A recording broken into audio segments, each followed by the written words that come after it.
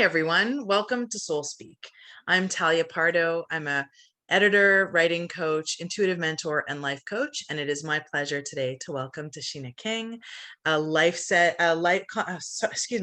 and mindset coach. I want to say it all at once because you do so much. An internationally recognized dance instructor since 2014, and currently working to help people step into their power and shift their mindsets into becoming exactly who they're meant to be. Is that a good way to encapsulate it? Because I feel like we've spoken about so many different areas. You really focus on the mind-body connection with your dancer history and helping people really delve into generational patterns. Also, the world of the whole woman, right? Fertility, pregnancy, childbirth, and how to be truly in your feminine, I think, throughout all of that, and the life of an entrepreneur. So there's a big mix, I think, which a lot of us are really struggling to juggle. I think these days, especially, how to embody the feminine and really live out what our feminine side has been biologically primed for, right? And to be who we are in that sense, and at the same time in a modern world to be an entrepreneur and to live out our dreams for ourselves as individuals, and how to balance all of that without being burnt out or overwhelmed, which is a challenge that I know all of us are facing. So I think that was a bit in a nutshell, but I'll hand it over to you. So it's so interesting to know, because the dancing side of things, I think, and the coaching side of things, it seems that you kind of develop those parallel, like simultaneously. So maybe you can tell our audience a little bit about how that came to be. Sure. Yeah. Well, first off, I'm really, really excited to be here, and I loved our conversation that we had when we first connected. So to carry that on into this space is wonderful. So thanks for inviting me to be with you today. Yes, it was good. So a little bit about me and my path to where I'm at now is I have danced since I was about 2.5 years old. And talk about something that you feel like your soul yearns for and is called to do. That's really how I felt just at a super young age. I just felt called to be in a dance studio, moving, connecting to music, and expressing through that outlet. And I still dance to this day, and I have had a professional dance international career, coaching, judging, competing, mentoring in solo movement style. So I was with a performing arts company for several years, where we got to do different tours in Europe. And in that setting, we're working with at-risk youth primarily. So that was really incredible. And it was at that stage of my dance experience that I really fell in love with teaching and traveling, and firsthand really getting to use dance as a doorway to connect to people's self-worth, self-confidence, self-esteem. And it was a dialect that we could mutually speak, but led into a lot of growth for the youth that we were working with.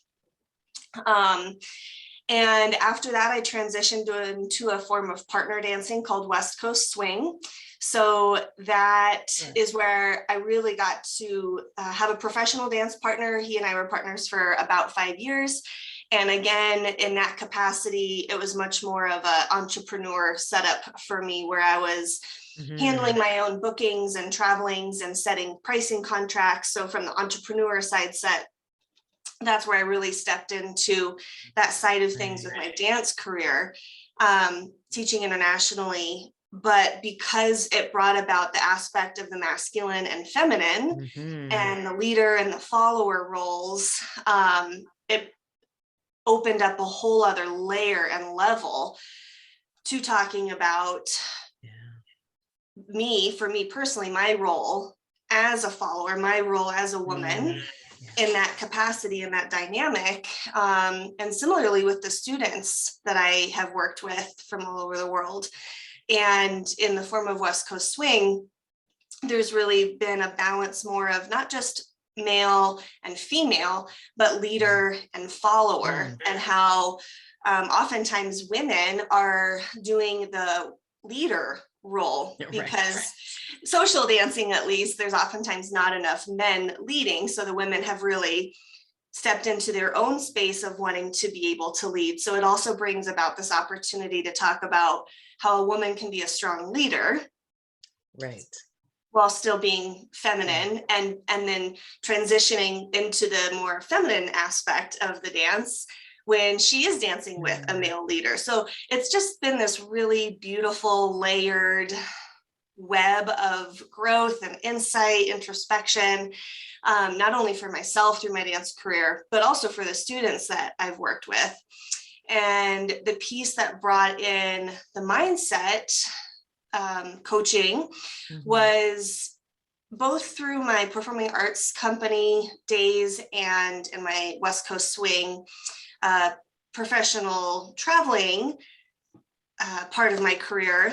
I always felt like there was more that I was able to achieve. I felt like I had the tenacity, the commitment to myself, to the training. I had the skill sets I felt to be at that top competitive level, to be coaching internationally, but there was always something in my way, and it was kind of like a glass wall is how I describe it. I could see the opportunities on the other side of the glass wall, but I didn't know how to break through the glass wall. And it was frustrating because at that point I had moved to California twice to pursue my professional dance career. I had given everything, my time, my money, my energy, to create and manifest this professional career, but it just really didn't seem to be taking off. And so it was really at the time where I was ready to walk away from my entire dance career that things shifted. I had to be pushed more or less to that point of walking away from something that I held so dear to my heart, to have my eyes open to what it was that was really standing in my way. And what it was this internal belief about myself, this internal pattern that I would never amount to anything as a dancer. Wow. Yeah, and it really was first planted in my subconscious, or my soul, if you would, at about 12 years old, because at 12 years old, I had been dancing at the studio that I had been at since 2.5. So 2.5 to roughly 12 years old. My parents were getting a divorce at the time. Geographically, it just didn't make sense to continue going to this same studio. So my parents and I had a meeting with the owner, who had been my mentor for basically 10 years, and told her, this was no longer going to be available to me and my family, and I was going to move to a different studio.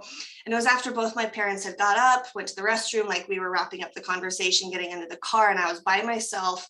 The mentor stood up and wagged her finger in my face and said, "You'll never amount to anything as a dancer."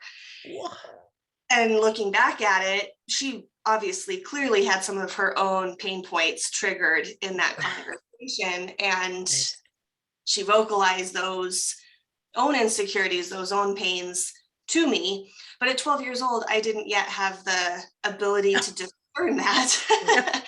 No. So little did I realize in the moment that I took that to heart. Like, I remember being like, ouch, that hurt, that was really mean.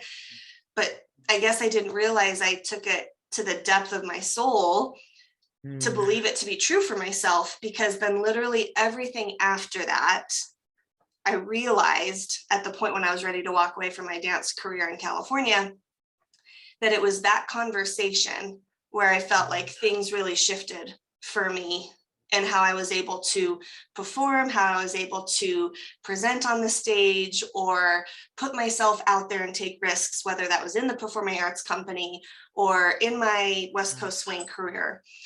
And so it was at that time when that observation and that aha happened for me, that I was like, this is not the life that I want to continue to manifest. I don't want to continue to manifest a life that's a reflection of this belief.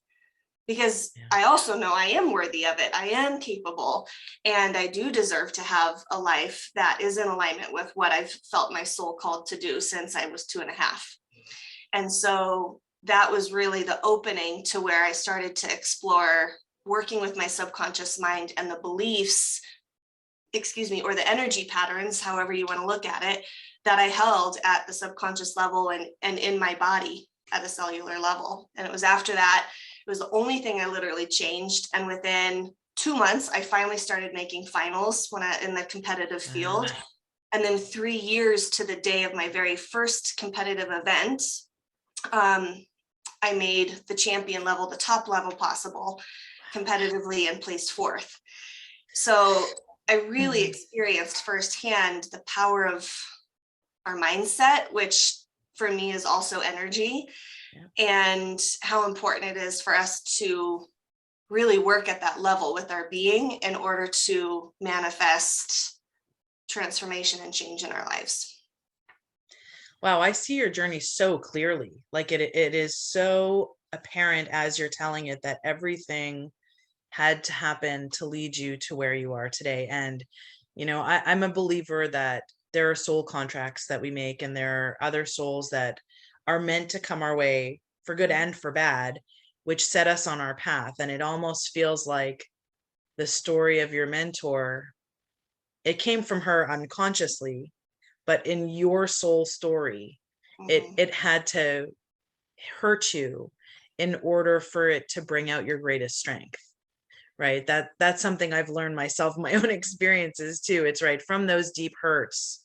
If we're able and we're willing to have an awareness and to begin to examine them, they really actually serve as the catalysts for us coming to our greatest potential. Yeah. So she much as it hurt you, she almost did you a favor, because it's like a springboard launching into something new once you've overcome it, right? Or once you have that aha moment. That's incredible. And so, and I had so many thoughts while you were telling the story. I didn't want to interrupt you at all. I was like, I should have had a paper to just keep writing the questions as they're coming up. But the other thing that I was recognizing when you were talking about your career in the dance world and its contribution also to your coaching abilities and your skills, is how there must be a connection that you were able to intuit between the movement of dance and the expression of emotion, or and also the exploration of emotions, and that must be incredibly impactful for disadvantaged youth that you were working with. I mean, it's for anybody, but especially for people who are living really difficult lives with little guidance. You're giving them tools to help them tap into themselves. Yeah, absolutely. When my parents divorced, everything shifted. My whole life felt at 12 years old like everything was upended, and dance was the only thing that stayed consistent really at that time. And dance became my way of processing the pain and the sadness and the just everything that came along with my parents divorcing and going different ways. So dance became my own therapy of processing it. Sometimes I was very aware of the emotion that I was feeling as I was dancing. Sometimes I wasn't, but it was, I think, during that performing arts company time that I was like, even though I haven't had the hardships that some of these individuals, some of these kids have had, I can at least relate to there being pain in life and anger and frustration, and sometimes the emotions that are so big you don't even know how to label them or talk about them, but you don't have to necessarily talk about them in order to feel and process. And so dance, because that was how I was able to process, I think became a part of that experience when I was working with the at-risk youth, of being able to share that common thread of and because it was in Europe, mostly in Germany, some of the kids knew English, some of the kids didn't. Right. We didn't have sometimes the mutual language of English. I speak very little German.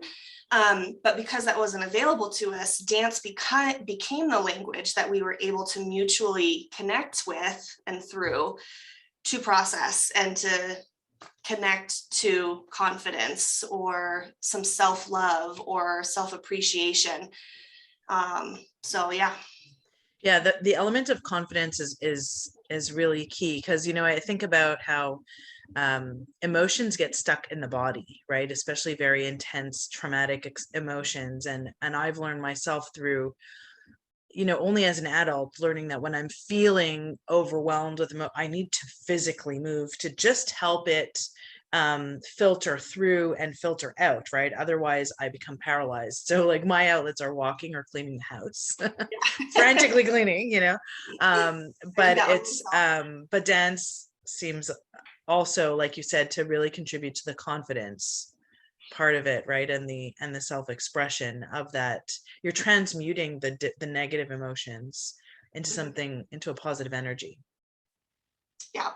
And I think, just a note for anyone listening, you don't have to quote unquote be a dancer who takes classes or lessons Absolutely. to transmute your emotions and feelings through movement.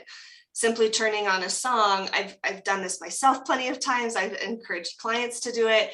Literally just turn the lights off, pick a song that you feel emotionally connected to, that resonates with you in the moment, and just move.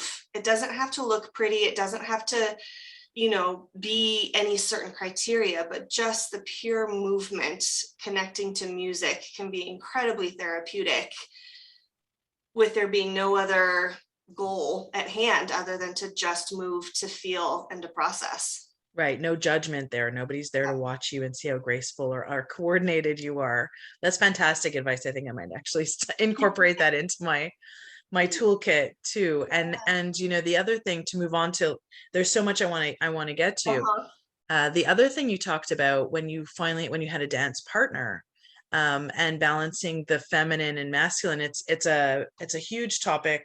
I see kind of surfacing in the coaching world, and it's so important. I mean, it's dear to my heart too, because once I began to understand really what the feminine is, and how it balances so beautifully with the masculine, it's something I think that needs to be much more widely emphasized and appreciated. So it's very interesting that you encountered that, which would make sense in your dancing with a male partner, because the feminine receives, like you said, the feminine doesn't lead, the feminine follows, right? And is led and held space for, and it's the masculine that has the leadership space. So generally, right? And so how did you have trouble stepping into, like, truly surrendering into that feminine space, and how do we connect that to today's superwoman who's really embodying a lot of masculine energy because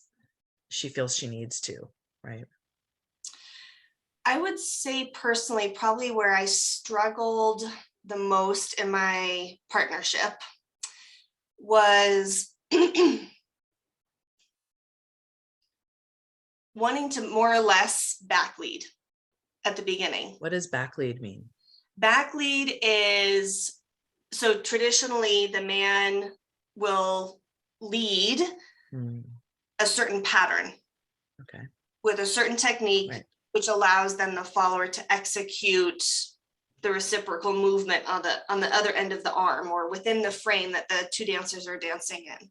okay. Backleading is when the woman or the follower thinks she knows what the man should be doing and tries to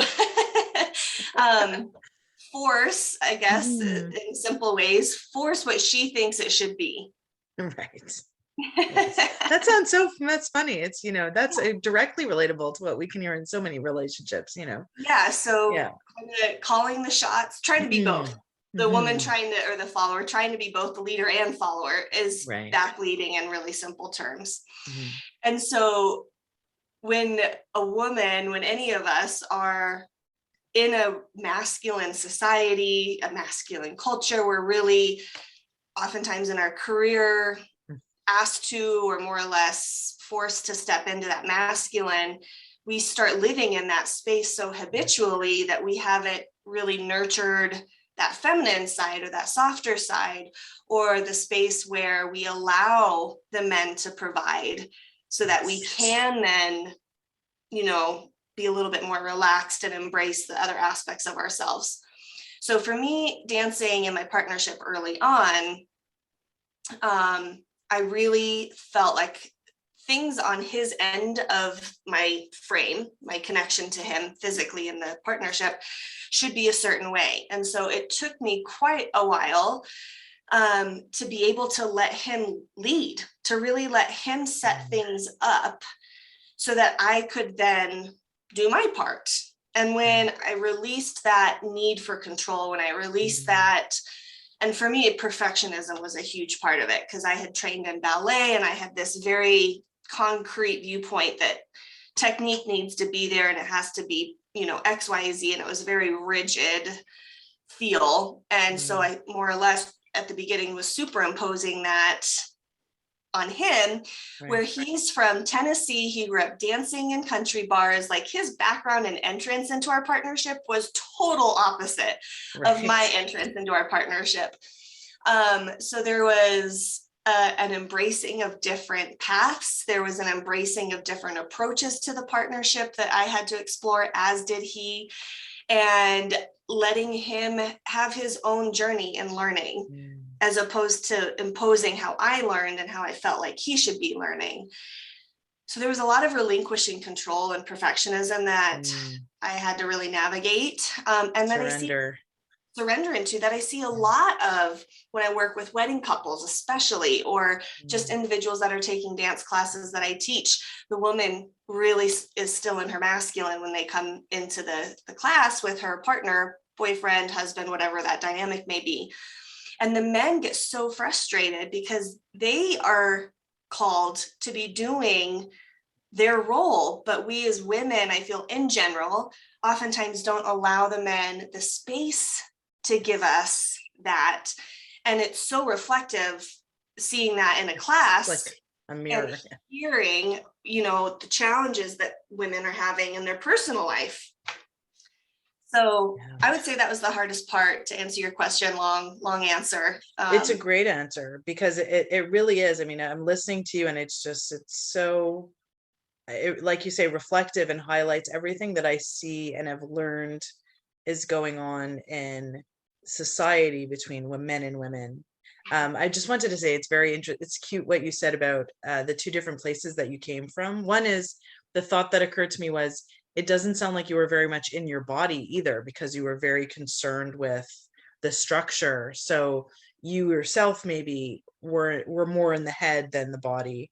If I'm not offending you to say that. Go for it. But also it reminds me of the figure skating movie with DB Sweeney and DB Sweeney and Moira Kelly. I can't remember what it's called, but it's about this like champion figure skater who loses her partner and she has to pair up with this hockey player. Yeah, I think like the famous line is like toe pick. That's right. That's okay. So yeah, it kind of reminded me like that, but that's very cute, right? And it sounds like he was very masculine. And so, like you say, women, I think it's been a process over decades, right? Over generations of what has happened. I blame feminism a lot for this, because it's not what it originally meant to be. And what has happened is the real feminine has been portrayed as weak. And there's two sides to it, right? There's definitely enough stories of abusive relationships where women have been taken advantage of and not appreciated and hurt for their feminine. So the anger there is real, and the defensiveness. I think we come into our masculine also for the defensive posture. And there's layers. And the modern world that has pushed women out into the workplace in the kind of give us our independence, but then we have to play on an equal playing field. And then that means putting aside all those things that make us women and mothers, right? Those priorities have to be put away if we're going to be able to compete and measure up in this corporate, working world, right? Yeah. So there's definitely many contributing factors to what's happened, but like you said, it's reflective of what I see happening now. There's so many women in their masculine in relationships. We don't give men the space or the trust, I think, to allow them to be the men. And the men are being told that like who you are isn't good, right? You're bad, and we want you to be more like us and be more emotional. And, I see it in my own relationship too. My boyfriend is very, very masculine. And there are times where I'm emotionally expressing something, and I'll be like, but I need you to say it this. And he's like, I'm not a girl. I Mhm. say it in my way, and I need you to try and hear it. I'm saying almost the same thing that you want me to say, but in such a different way. It's such a masculine way that translation is sometimes hard if we're not able to sit back, release the anxiety, and hear them, and see them for who they are. Yep. So it's really, I think, so important for us to be exploring this now, because it's all part of the general healing state that people are aiming towards. And I think for all women out there, if it's essential to our own healing for us to really be able to appreciate and understand the masculine. Yeah. It's been a topic that has been coming up a lot with the clients that I've been working with, which is really interesting because there was one particular conversation recently with a female client where we were talking about her desire to really step into her feminine. And I started to ask her, well, what is your definition of feminine? And she realized predominantly it was what her grandmother was, how her grandmother portrayed herself, but not in an empowering way at Oh, all. really? Okay. All So right. there was this internal debate and struggle where she, at her soul level, felt called to step into her feminine, but her conscious definition and perception of it was something that she was really resistant and didn't want to be.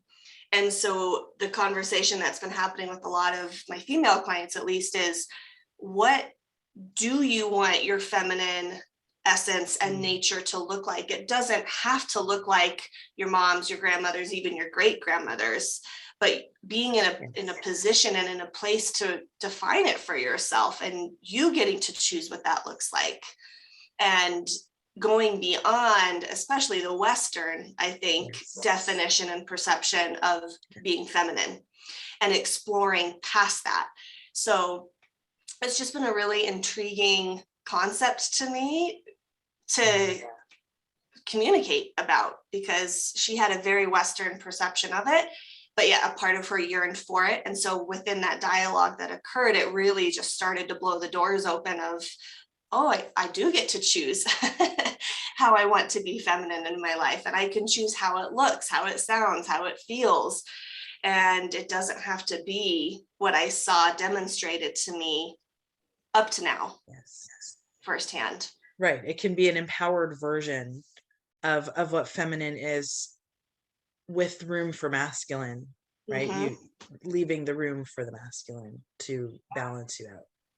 Yeah. No, that's beautiful. And that's modern divine feminine, I think.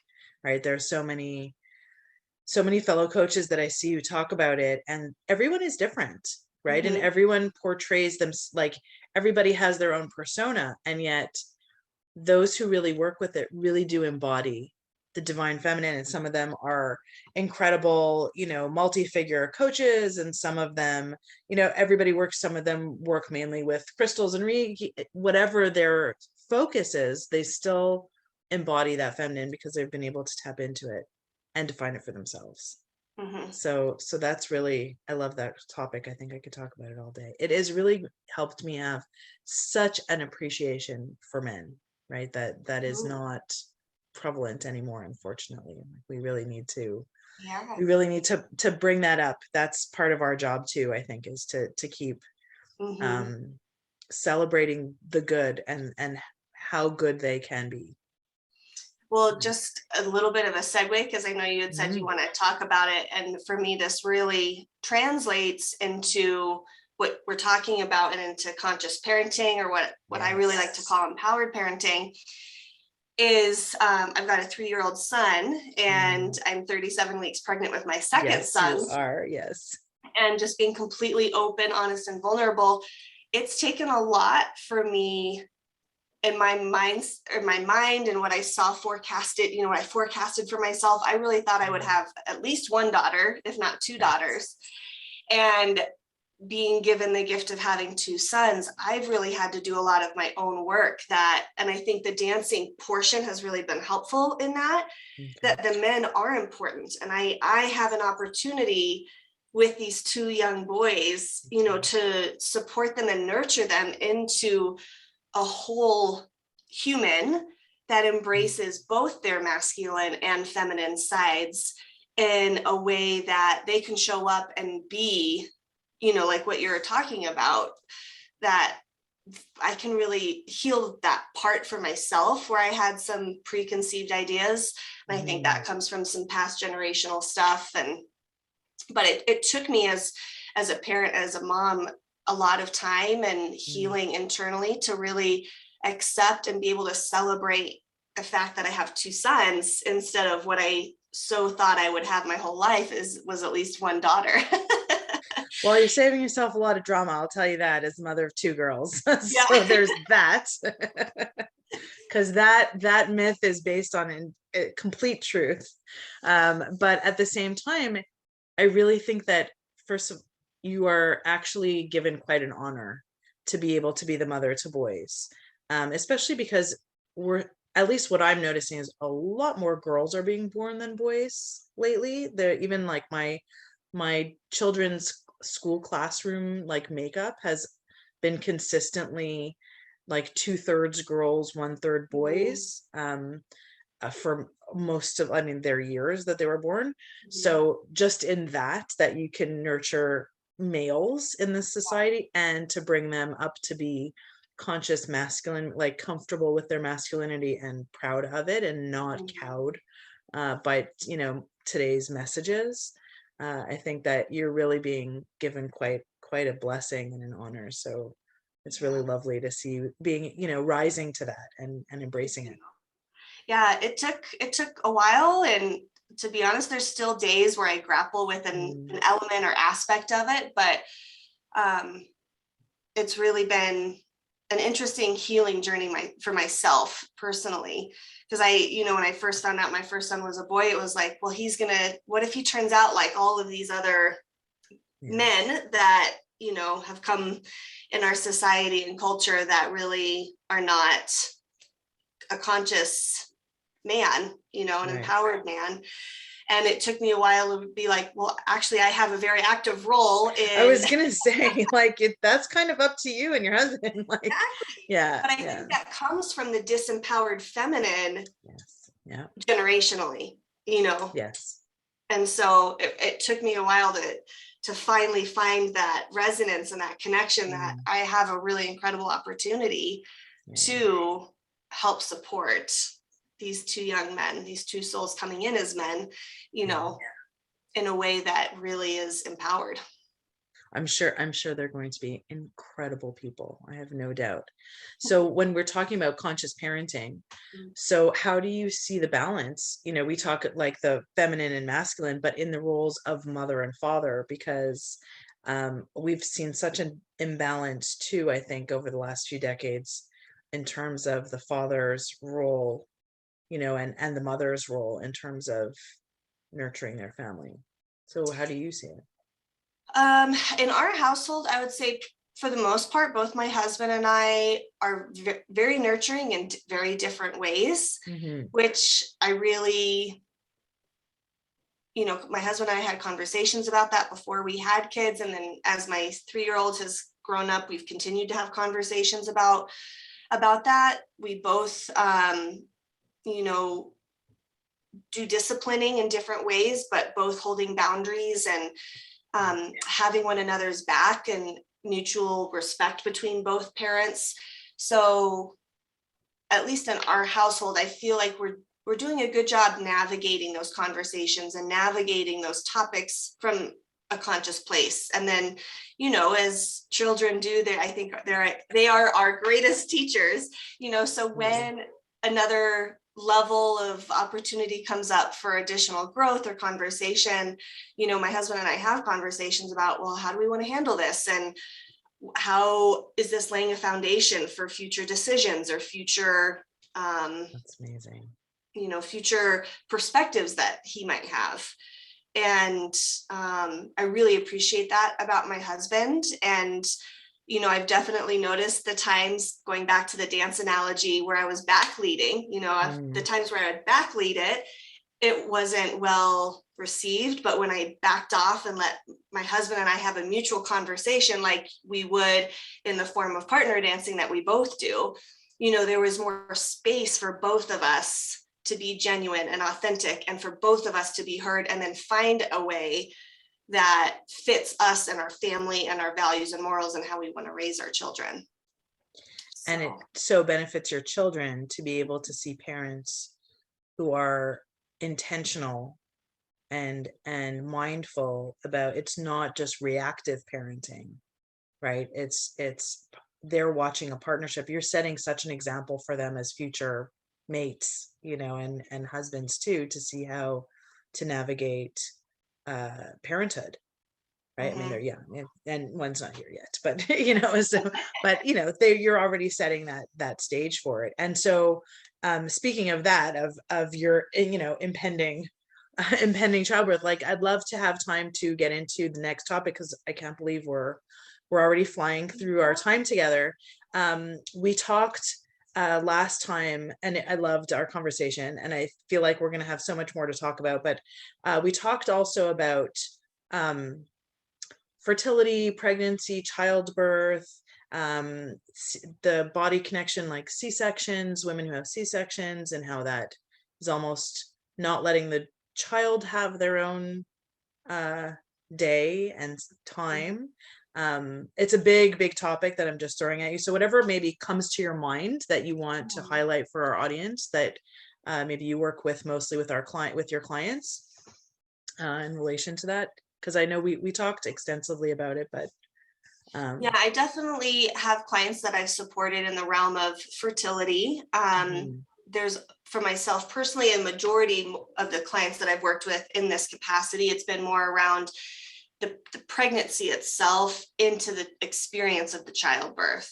Okay. I feel, I've got my own personal thoughts and beliefs about things, but when I'm working with a client, my greatest passion is helping that woman to feel confident, empowered, and emotionally, mentally, spiritually ready for that entrance into becoming a mother.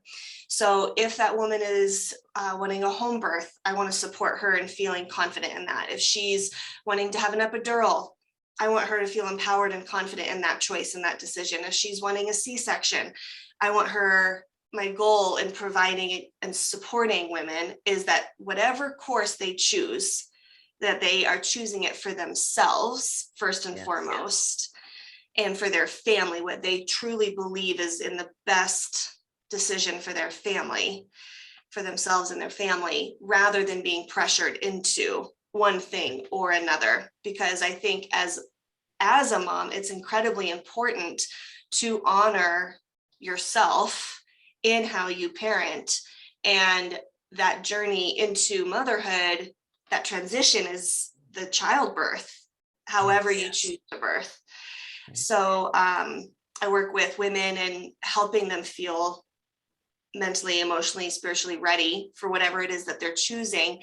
And also, in the event that something should have to change in their birth plan, feeling empowered in that experience, being able to adapt in the moment. Maybe it's about advocating for themselves, so they're not pressured into doing something they don't necessarily want to do, that isn't medically necessary, right? Yes. So, and then even after childbirth, if it's a client that I didn't work with at that stage of the game, but has trauma around how their child was birthed or a stillbirth or something like that, you know, supporting women in that transitionary grief phase as well.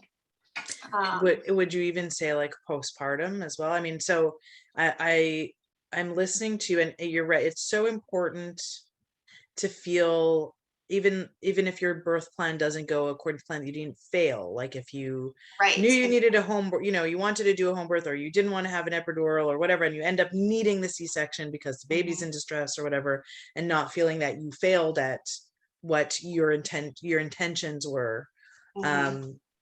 It's so important because I know I'm really happy to hear you're doing this work. I know I'm just relating to my own experience. So I was so unprepared for all of it. And for the postpartum depression afterwards, I had no idea what it was. And I really struggled through um, the first few weeks after the birth because my body was completely traumatized. And so it's important even before the baby's born to have that, know that support is there.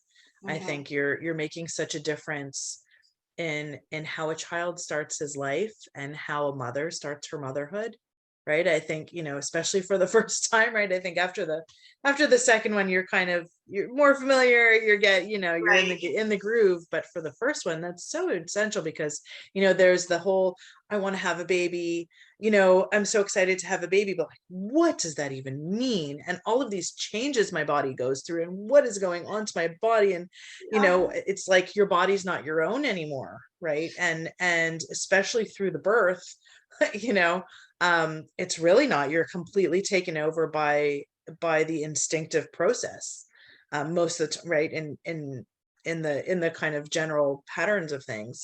And so to not feel lost or kind of um out of control internally while all that's happening, that's so essential, and it's so nice to see how even that world has really developed. Because Mhm. when I gave birth 14 years ago, I was lucky to get like a community center nurse to come over 5 days after I gave birth, and like it was a disaster, Yeah. so it's, I think, another step in actually helping women step into their feminine, right, and embody Absolutely. their feminine, right? It's the core root of it all, the motherhood of it, that if you can approach this as aware, and as with as much of a tool set and support as possible, um, you're giving everybody the best opportunities. It's making me think of, I had a conversation in one of my other interviews Mhm. about how the women's community, right, or the women's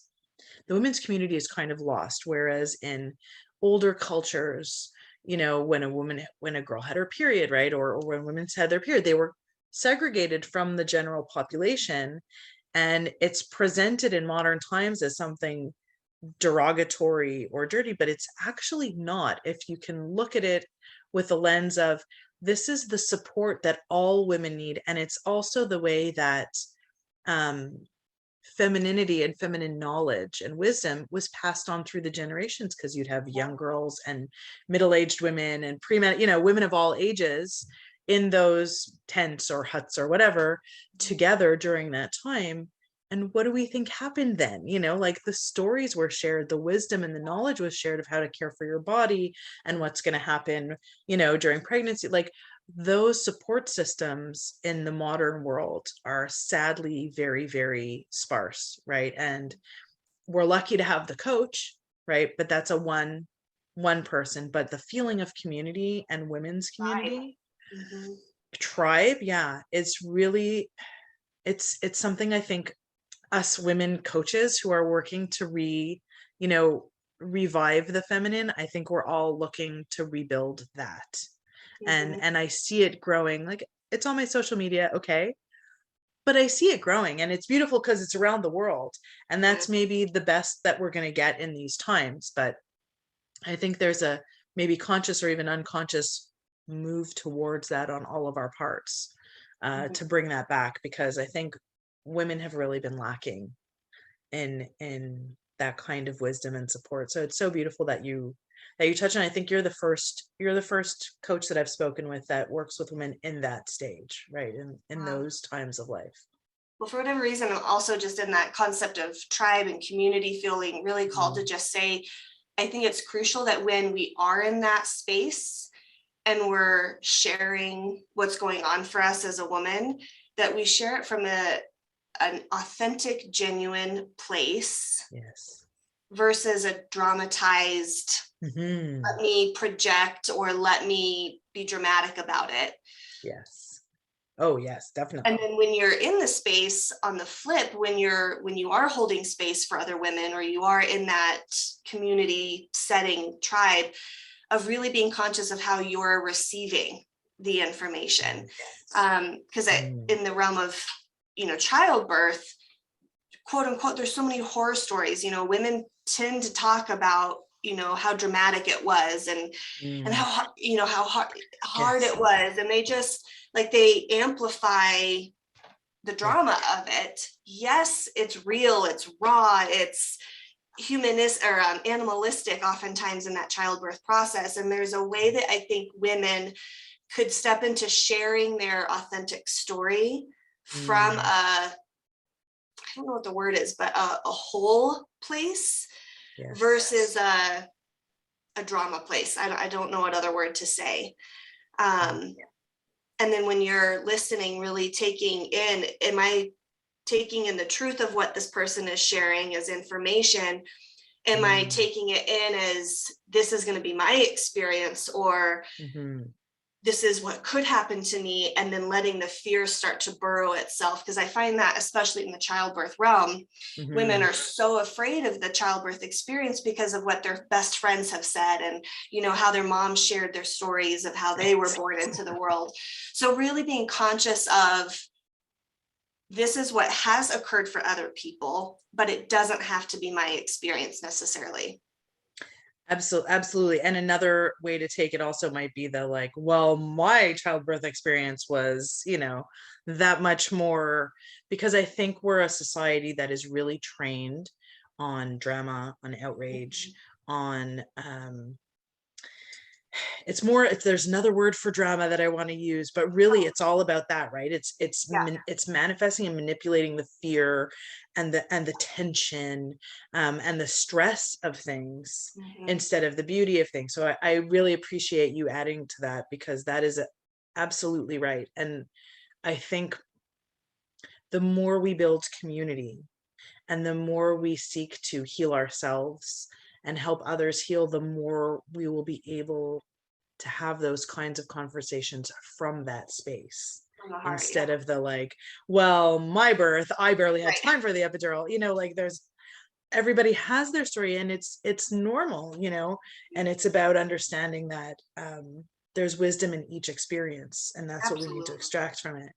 And I think that's really beautiful. That's so important, and you're really inspiring me. I think I want to start working on building some kind of real women's tribe. I think that's going to be my Mhm. next initiative. I'm getting a real download here. So thank you for this Awesome. inspiration. And I Sure. will reach out to you for it too. Yeah. So we're coming to the end of our time. I love this conversation. I hope that I can have you come back again so we Oh, can just please. talk some more, maybe after you've had your son and you've settled in, and maybe there's new reflections for you as mother of two, because Sure. that's also a whole other life. That was one thing that I said to my boyfriend. I realized that every child is born into a different family. I'm sure I'm not the first person to say that either, right? Like the first baby's born into just parents, second one is born into an established family with other kids, right? So each subsequent child is really has a very different family experience, True. which impacts the dynamics. But that's for another day. Yeah. So Or I'm do you have so I have a book list on a site called bookshop.org, where I'm creating a book list of all of my guests' recommendations. So, do you have a book to share with us today for my book list? yeah. Amazing.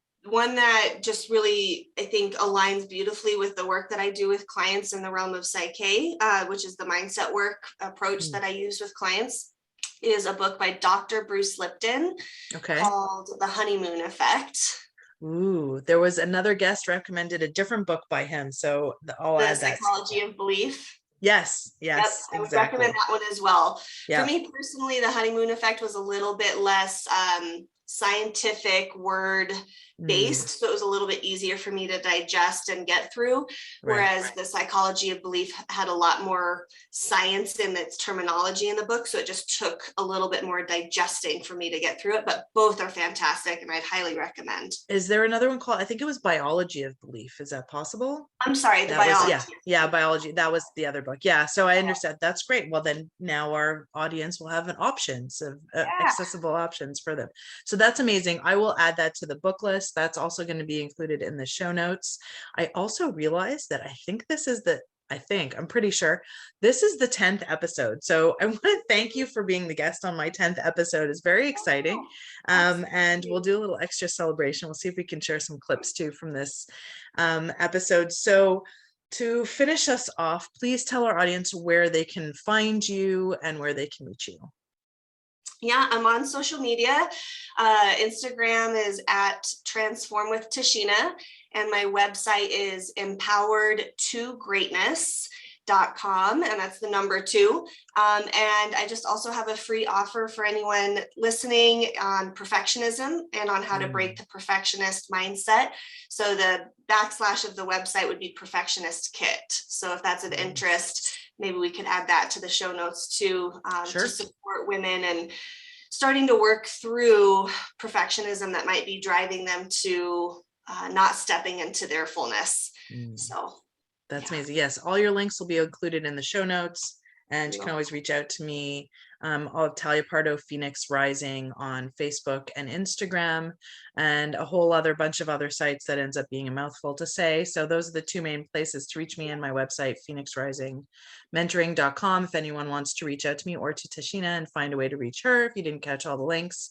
So this was wonderful. I thank you so much.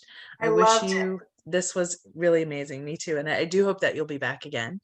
And I wish you an easy and safe and quick delivery coming up soon for you, and so much excitement for you and your family. So I'm really happy for you. And I thank you so much. This was beautiful.